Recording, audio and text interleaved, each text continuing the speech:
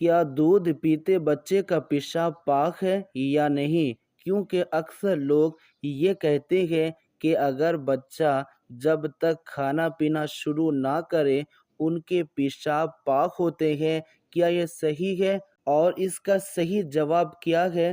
دلیل کے ساتھ اس ویڈیو میں آپ لوگوں کو بتاؤں گا۔ اس کا صحیح جواب یہ ہے کہ کچھ لوگ سمجھتے ہیں کہ دودھ پیتے بچوں کا پیشاب پاک ہے، حالانکہ ایسا نہیں ہے۔ یعنی جو لوگ یہ کہتے ہیں کہ دودھ پیتے بچے کے جو پیشاب ہیں وہ پاک ہوتے ہیں، اس طرح جو کہتے ہیں وہ بالکل ہی غلط کہتے ہیں، کیونکہ انسان کا پیشاب مطلقاً ناپاک ہے، خواہ وہ دودھ پیتے بچوں کا ہو یا بڑوں کا۔